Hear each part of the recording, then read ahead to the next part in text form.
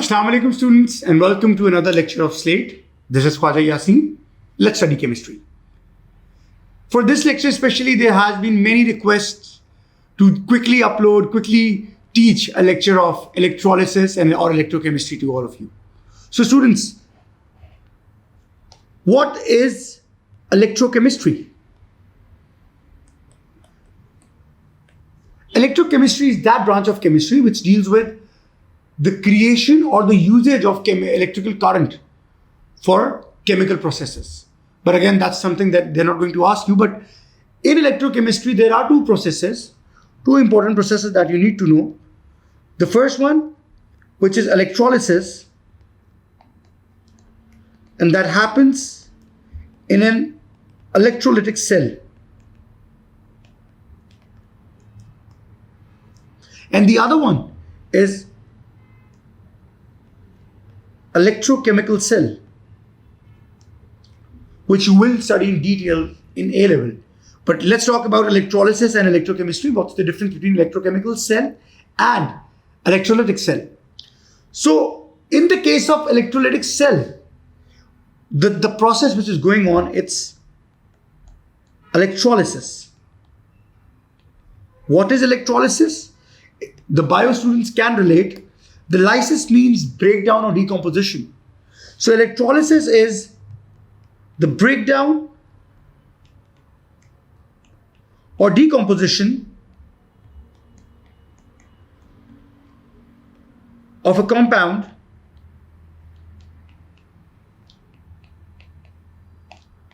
using electrical current. So we use electricity and we break a compound. So what exactly is happening here? If we say that we are using electricity to break a compound, the electrical energy is converted into chemical energy. But let's talk about electrochemical cell. It's the exact opposite. Here, we convert chemical energy into electrical energy. Where does that happen? In batteries, in UPS, where we have a chemical cell and that converts, those chemical processes convert the whole reaction and produces electrical energy. So that's what electrochemical cell is about. But here we are going to mainly talk about electrolytic cell or electrolysis. Here we have a diagram of an electrolytic cell. As you can see, there are various things. The diagram is very important. There are many chances that they would ask you to label it in the exam. So first of all, let's talk about this liquid. This is the most important thing, electrolyte. What is an electrolyte? Electrolyte is molten or aqueous ionic compound. So students, you have studied that in chemical bonding, that ionic compounds do not conduct electricity when in solid form, but they do conduct when they are in aqueous or molten form. So an electrolyte is in molten or aqueous ionic compound. Any ionic compound in molten or aqueous form, that's an electrolyte. We will not use any other compound in this case. Now what happens when you pass electricity through an ionic compound, through a molten or an aqueous compound? For instance, NaCl, what will happen? That will break the bond. And what will we get? Na ions and Cl ions. Sodium ions and chloride ions. As you see in electrolyte, there are positive and negative ions. So positive ions are cations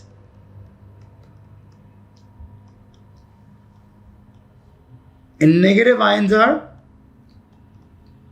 anions. So students, that's a general rule that a positive thing will be attracted towards a negative thing. And likewise, cations will be attracted towards the negative pole. But here we do not have poles. Here we have these rods. Rods that conduct electricity.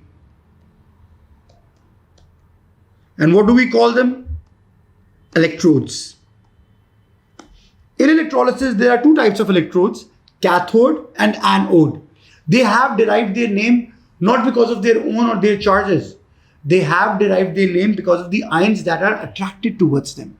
So, if an electrode is positive, it will attract the negative ions. If an electrode is negative, it will attract the positive ions. So, if cations move towards an electrode, that would be cathode. So, cations move towards the negative electrode. So, cathode is the negative electrode. And anions move towards the positive electrode. But most importantly, here we have power source, which is the battery that is connected. And as you can see, the signs are very important. They are very important. So the terminal, which is negative, is connected to the negative, the positive, which is connected to the positive. But there is also the direction of flow of electron, which we will discuss here in this case. But before we talk about other things, there is another very important concept of chemistry: redox reactions.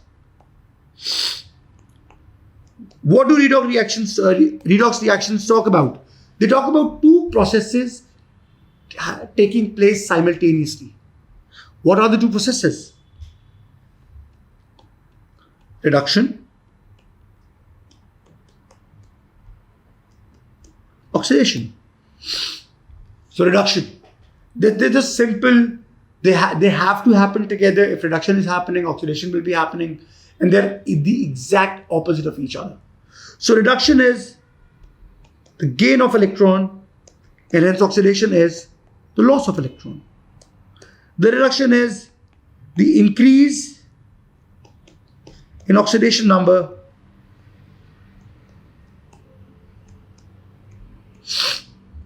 and this is decrease in oxidation number. Apart from that, apologies, I have completely written them in the different order. So this is decrease and this is increase in oxidation number. Oxidation is the increase in the oxidation number. Now the other one is reduction is gain of hydrogen and loss of oxygen.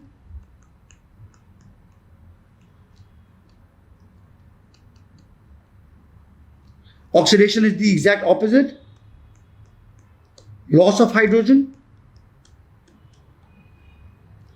and gain of oxygen. So students, in electrolysis, we will just talk about these two. The gain and loss of oxygen, electrons and oxidation number. So let's see what happens. We have talked about how X plus, so that is a cation. So a cation will go towards cathode, and if we have Y minus, that's an anode. And that will go to, that's an anion. And that will move towards anode. So let's see what's happening here. The major purpose of electrolysis is a process called discharge. Just like a hospital, we have cations and anions here, and they need to be discharged from the electrolyte. So the cations and anions are discharged from the electrolyte. That's how you can remember it. But what exactly is discharge? Discharge is gain of electron by cation or loss of electron by anion to form neutral atom or molecule. So that's what discharge is about. And the final purpose of electrolysis is discharge. You need to discharge the cations or anions present. So let's see what's happening here. If X is a cation, it needs to be discharged. Ions are always in aqueous form. So this is an ion, this is aqueous, this is an ion, this is aqueous. But in order to leave the liquid, they need to come in their standard elemental form. So what will X do? X will gain an electron and become simple X. Let's say if it's a metal, that will become a solid. And Y? Y will lose an electron and become Y gas, for instance. So here, what processes are taking place if we talk about oxidation and reduction? Cation is gaining an electron at cathode. A cathode will always attract a cation, and a cation will always gain an electron. So what will happen? Cathode has reduction taking place, and anode, it will always attract an anion, and anion will come and lose an electron. So anode will have oxidation taking place at anode. So that is something you need to remember. And these equations, these are called half equations. So we will be making various half equations. I will teach you how to balance those equations, because that is a very important thing to do in the exam, because you need to balance the charges and the elements as well. So we will be discussing various examples here. Let's first talk about, in this chapter, we are going to study electrolysis in two ways. The first way, through the type of electrolytes. So now that we've talked about electrolyte being a molten or an aqueous ionic compound. So one type of electrolyte is molten. Molten as in melted. There is nothing else added in it. It's pure. Two, aqueous. But students, aqueous has two types. Dilute and concentrated. This is something you have to be very mindful of. Very, very mindful of. Because that is where the question changes. That is where the answer changes. If it's a dilute compound, that's different. If it's a concentrated compound, that's different. If it's a molten, you're lucky. That's the easiest one. So let's take one example and study all three electrolytes of that example. A very important example. So, molten NaCl electrolyte. The electrolyte is in molten NaCl. So there is no water, no nothing added. So first you need to know what are the ions present in this one. We just have two ions, which is sodium plus and chloride. Very simple. Sodium will go to cathode. It's aqueous. It will gain an electron and it will form sodium metal. An anode, Cl minus will come, and Cl will discharge as Cl2. You need to remember that oxygen, nitrogen, hydrogen, chlorine, fluorine, bromine, iodine, these exist as diatomic molecules. So whenever they discharge, they're going to discharge as diatomic molecules. So that's Cl2. But now we need to balance the charges. Remember, that's where the electron will come. It's losing an electron, anode, it's oxidation. So before we balance the charges, let's balance the elements, atoms. We have two atoms of chlorine here, but we have one atom of chloride. So we multiplied by 2. So now, students, the hack of never making a mistake is that you balance the charges on both product and reactant side. So what's going to happen? This has a positive 1 charge, this has a negative 1 charge. What is the total charge? It's 0. What is the charge on the product side? It's 0. This has 2 into -1 charge, total of -2. This has a 0 charge. This has, sorry, I did not balance the equation. So therefore, you need to balance the electrons as well. So 2 electrons and -2. So both sides have -2 charges. That is something you need to know while balancing a half equation. You need to balance the charges as well. Okay, after that, right now you do not realize how easy it is when it's a molten compound. You don't need to work so much in the case of molten compound. You know whatever is releasing. So what do we say? This is discharged at cathode. For sodium, there is no identification. For chlorine, a green-yellow gas is discharged at cathode. We will talk about it in the lecture below. So this is very basic for molten electrolytes. For instance, if we have molten magnesium oxide, they will ask you product at cathode, product at anode. So it's simple, students. At cathode, we will have the positive ion going towards that, so magnesium metal, and anode will be oxide as oxygen gas. So it's that simple. There is no hard and fast rule for molten electrolytes. But now let's talk about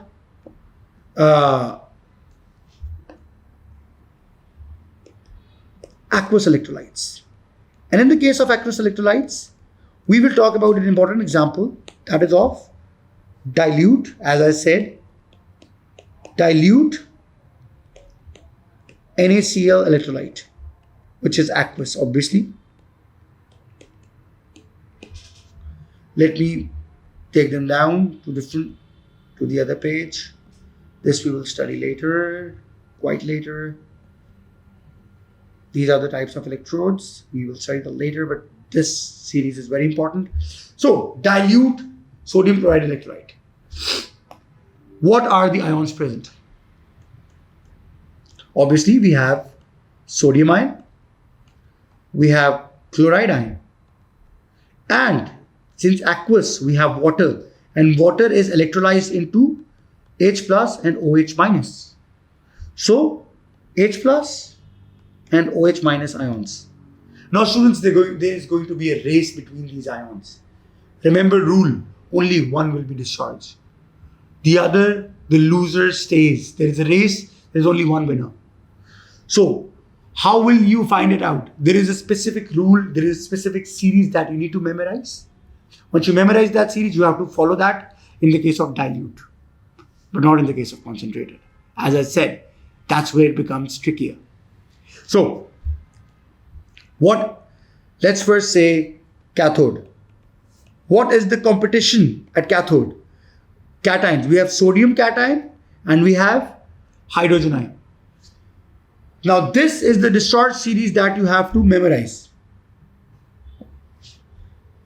The ones which are on the lower side, they are easier to discharge. So let's see. Potassium, sodium, calcium, magnesium, even aluminum. These are they are never ever discharged. You can never discharge them in the case of aqueous. Remember, we discharge sodium in the case of molten. We discharge magnesium in the case of molten. There we can. Molten, you don't have any other option. Something has to be discharged and you don't have any other option. But in this case, these will never be discharged. These can be discharged, but you won't get the question. So it's mainly between hydrogen being easier and do we have hydrogen? Whenever there is water, there is hydrogen, and hydrogen is going to win the race. But if we have copper or silver, they are going to win the race. So that is something that you see. So what's the product? In the case of this, we get iron metal, lead metal. These are the products at cathode. Hydrogen gas. And remember, hydrogen gas.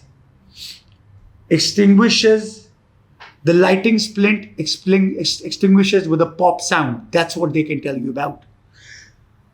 Copper ions.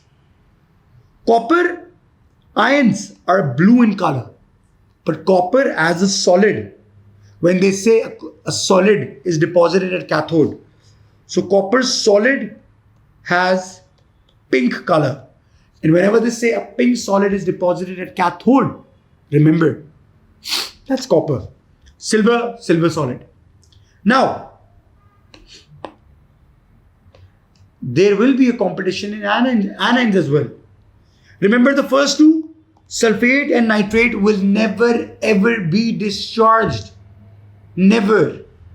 But Cl, Br and I, they can be discharged. But when the water has already given us OH, OH is going to win the race. So this is when we are talking about dilute ones.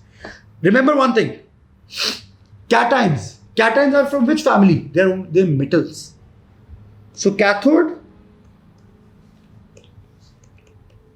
products are metals. But there is one non-metal product which is hydrogen, because it's a cation plus hydrogen. And anode, as you can see, chloride, bromide, iodide, and OH will discharge as O2 gas. So anode, at anode we have non-metal products. So they can say a gas is released which relights the glowing splint, that oxygen. A yellow-green gas is released at anode, but that cannot be happened at cathode. These are confusing MCQs. They would say a pink solid is deposited at anode. That can never happen, because solid will deposit only on cathode. Bromine, brown, iodine, violet vapors. So that is something they can tell you about. And you need to memorize these colors for electrolysis. That's how they can talk. That's how they give you MCQs. They will give you many wrong options, but there will be a right option. So mostly the wrong options also look right, because you have solved, okay, it's iodine, it's violet vapors, but they may write violet vapors are observed at cathode. So that can also happen. So you need to be very mindful while solving these MCQs. So what will happen at cathode? We have sodium and we have hydrogen. Sodium is here. Sodium loses the race. Hydrogen is the winner.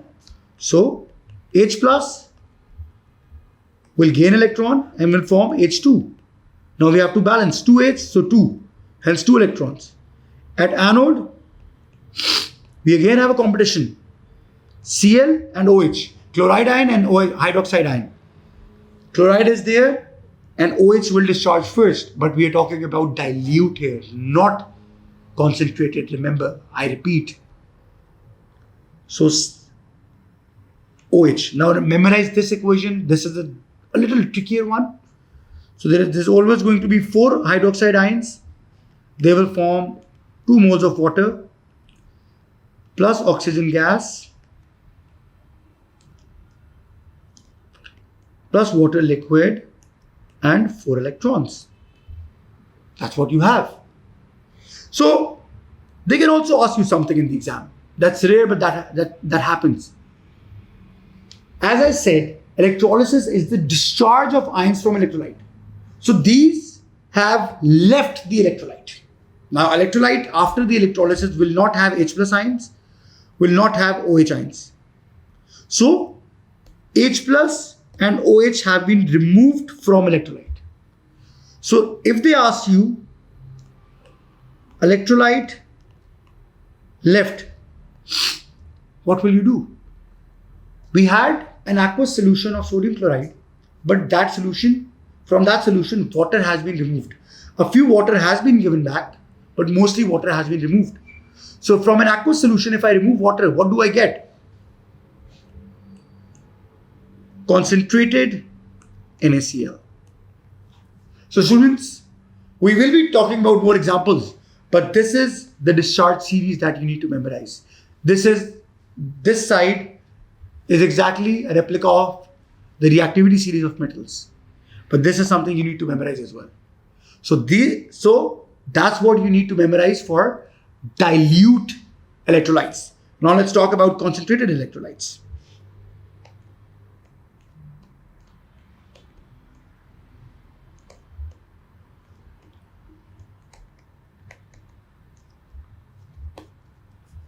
Concentrated is a solution which contains, it's a type of aqueous solution. What are aqueous solutions? Aqueous solutions have water as a solvent. So even in the case of concentrated, water is still as a solvent, but solute has a higher concentration. It's not that the water will be lesser than the solute, never. Water will still be more than the salt, but the salt is more than its original value. So concentrated electrolytes, for instance, let's use concentrated NaCl aqueous electrolyte. We have the same ions because it's aqueous at the end of the day. Ions are Na plus, OH minus, H plus, Cl minus. There'll be a race again. But this time we have more salt. The salt has been increased. So there will be a change. There will be a change in the rules that we studied here. There will be a slight change. Let's see what the changes are. What will happen at cathode? And what will happen at anode? So, cathode. Which cation will go there? So remember one thing. In this list, let me make them red. These will never ever be discharged. Never. Let me make them more red for you. Never, never, never, never, never. These can never be discharged. So, but in the case of these ions, they can now compete with hydrogen because they are slightly more in concentration than before. So they can compete with hydrogen and not just compete. In the case of concentrated, these will be discharged. You will not get a question of cations though, but in the case of here, anions, you will definitely get a question. So since it's a concentrated one, these will be discharged first, not the hydroxide. Chloride, bromide, iodide, they will be discharged because now they have higher concentration. This is a concentrated one. So in the case of concentrated, the ones closer to a little above than hydrogen or hydroxide, they will be discharged. But remember, these will not be discharged. Sulfate or nitrate, never. Reactive metals, never. So let's see. We have competition between sodium and hydrogen. Who will leave? Who will be discharged? As I said, sodium, never. So it's hydrogen. The same equation, students, easier for you. Gains 2 electrons, gives H2 gas. But what happens at anode now? We had a competition between OH and Cl in the case of diluted as well, but OH won. But here, this time, Cl will win. So we will have Cl minus, making Cl2 gas and losing 2 electrons. That's what you get here. And what is the electrolyte left? Let's see. ClH has discharged, Cl has discharged, and we are left with NaOH, which is sodium hydroxide, as our electrolyte left. So students, as you see, we have talked about 3 different examples of NaCl. Molten. In the case of molten, what were the products? Sodium was discharged, chlorine was discharged. In the case of dilute aqueous, hydrogen and oxygen were discharged, sodium and chloride stayed, chlorine stayed. But in the case of concentrated, hydrogen discharge and chlorine discharge, the results are different in all the cases. So you need to be very mindful of these. These are 3 different types of electrolytes. You can do various examples. This will help you a lot. I hope it will. Last thing about today.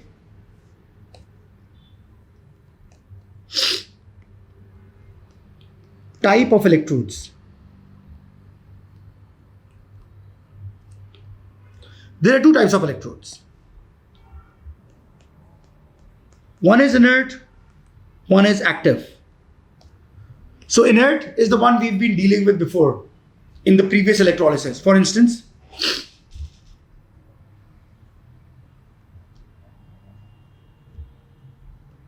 electrode that does not take part in electrolysis.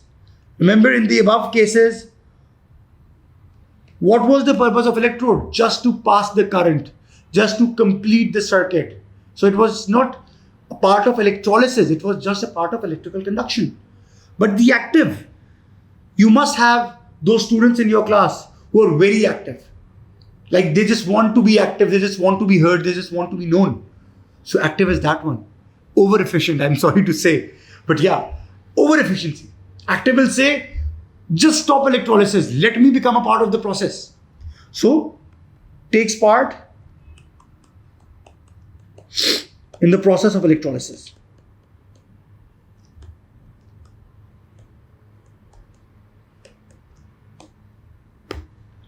The example of inert is graphite, and graphite is made up of carbon. Both terms can be used. And platinum is also very important.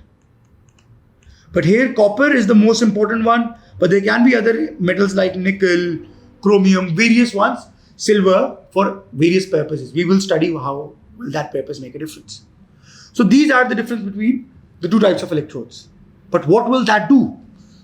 Let's do one electrolysis of the same compound, which is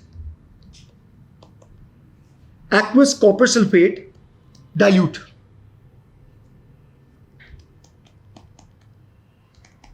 Using graphite electrode. So graphite is inert. Remember that, memorize that, that's important. What are the ions that we have? We have copper plus 2. We have SO4 minus 2 sulfate from here. And aqueous, so we have H plus and OH minus. So these are the ions that we have. So let's see what are we going to do next. The reaction at cathode and reaction at anode. It's a simple dilute solution, inert electrode, nothing will happen. We will follow the rules, that table. At cathode, we have a competition between copper and hydrogen. Mostly it was hydrogen, but copper is easier to be discharged than hydrogen. So it is going to be copper this time. So copper will gain 2 electrons and will form copper solid. And as I said, pink solid. The ions were blue. And in the case of anode, sulfate will never ever be discharged. The chapter is closed. So we have OH. So 4 OH minus will give us O2 plus 2H2O plus 4 electrons. That's what we get. So what have been discharged?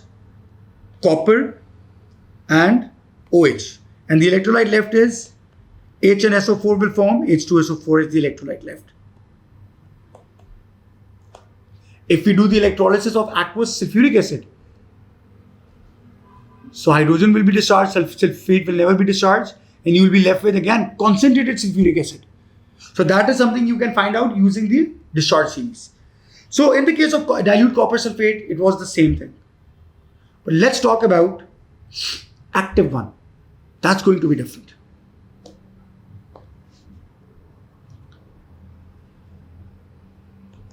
Aqueous copper sulfate using copper electrode. And as I said, copper is reactive.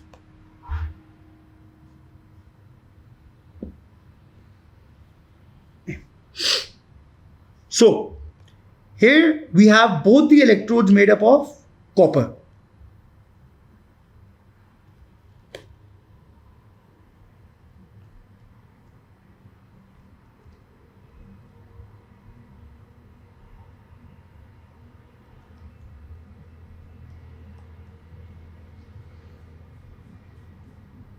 The electrolyte is copper sulfate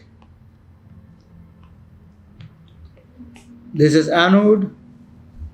This is cathode. An electrolyte has copper sulfate. But what are the ions that we have? We have copper ions, we have sulfate ions, we have hydrogen ions, and we have OH ions, hydroxide ions. What will happen at cathode? Simply, the copper ions will go and be discharged. They will discharge and deposit as copper solid. So Cu plus 2 will gain 2 electrons and will form copper solid. Perfect. Easy. But anode, students, that's where the difference comes in. As I said, oxidation is going to happen. Anode and cathode are copper solid, copper with zero oxidation state. What's going to happen? Here we have copper ions and hydrogen ions and copper wins. Here we have OH and sulfate ions. Sulfate is a loser, obviously. But before OH ions, hydroxide ions can go to anode and get discharged as oxygen, the copper here will be like, wait a second, dear hydroxide. You can be discharged, but since I'm an active one, I'm an over-efficient one, let me get oxidized first, because anode is about oxidation, right? So here, copper solid, which is from electrode, it will get oxidized. It will get oxidized to copper ions with 2 electrons. The same reaction, but in a reversible way. That is what's happening. So the anode will start dissolving. The solid will become ions. It will start dissolving. It will stop the discharge of OH ions. Rather, it will go as copper ions in the solution. And the copper ions will keep on discharging at cathode. So that will keep on happening when you have active electrodes. There is one very important difference. Copper has blue color. You have studied in the salt preparation, copper sulfate. Even copper sulfate has a blue color. So this was blue solution, right? The electrolyte was blue, but blue because of copper ions. But what did we do in this electrolysis? Look at this. Copper ions, which were blue, they were removed and deposited as pink solid. So the blue copper ions were removed from the electrolyte. So in the case of graphite electrode and dilute copper sulfate, blue color of the electrolyte fades away. Why? Because copper ions are getting discharged. They're leaving the system. But what's happening here? Copper is getting discharged, but copper is being added as well from anode as well. So blue color stays. Now students also ask that, sir, why are all the copper ions not being utilized? That can also happen. The color can also fade away. But something else happens. When it is getting dissolved from here, as I said, it gradually gets dissolved, right? So this is my copper, it's getting dissolved, and it is now out of the electrolyte. So no more copper ions will be added, obviously. But even students, the circuit has been broken. When this electrical circuit is not there, the electrolysis will stop.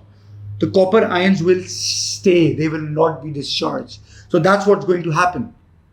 Last thing about today, very last thing. How do we use this property of active electrodes? We have two important purposes. One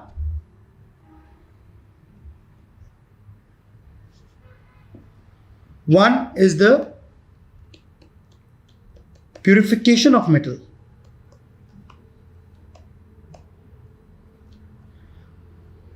What will we do? We will take the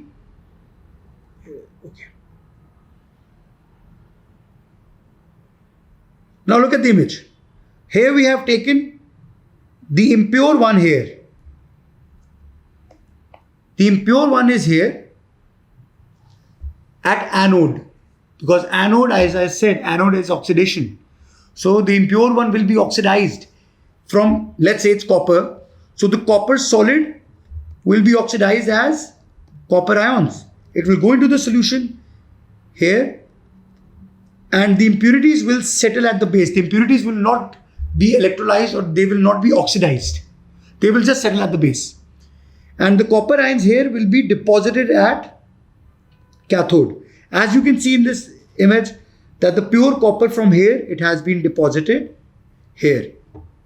So that is the purification of metals through electrolysis using the active electrodes. Last concept, important concept, electroplating.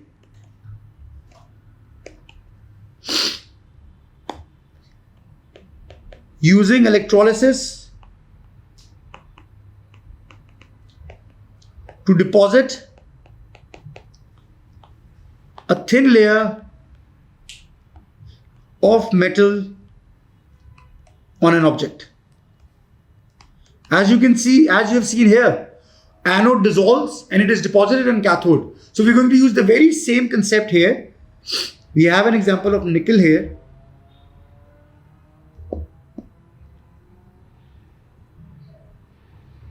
So we will take the object under consideration at cathode, because it's cathode where they're going to be deposited. And we will take the metal which is to be electroplated at anode. So we have nickel here. At anode, we'll have a nickel chloride electrolyte. Electrolyte needs to be the same one from the element, the metal that is under consideration.